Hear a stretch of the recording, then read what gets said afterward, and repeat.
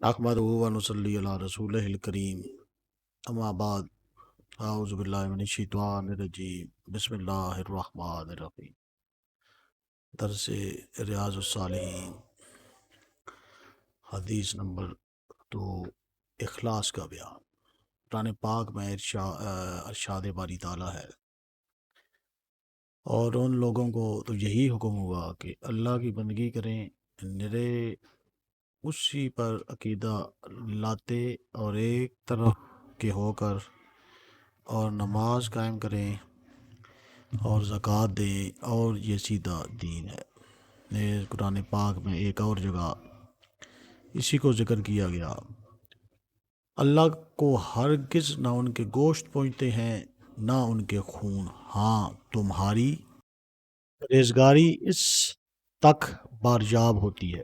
نیز فرمایا، تم فرما دو، اگر تم اپنے جی بات چھپاؤ یا ظاہر کرو، اللہ کو سب معلوم ہے۔ حدیث پاک، ام المومنین عبداللہ حضرت عائشہ صدیقہ رضی اللہ تعالی عنہما فرماتی ہیں، رسول اکرم صلی اللہ علیہ وآلہ وسلم نے ارشاد فرمایا، ایک لشکر کعبۃ اللہ پر چڑھائی کرے گا، جب وہ چٹیل میدان میں پہنچے گا تو ان کے اگلوں پچھلوں کو زمین میں دنسا دیا جائے گا۔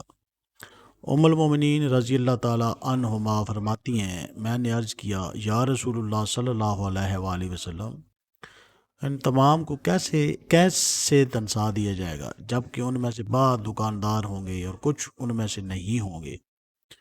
آپ صلی اللہ علیہ وسلم نے فرمایا، ان کے اول و آخر کو دنسا دیا جائے گا، پھر وہ اپنی اپنی نیتوں کے مطابق اٹھائے جائیں گے۔ بخاری و مسلم، یہ الفاظ بخاری کے ہیں۔ اللہ تعالیٰ ہمیں احادیث مبارکہ پر عمل کرنے کی توفیق عطا فرمائے، آمین۔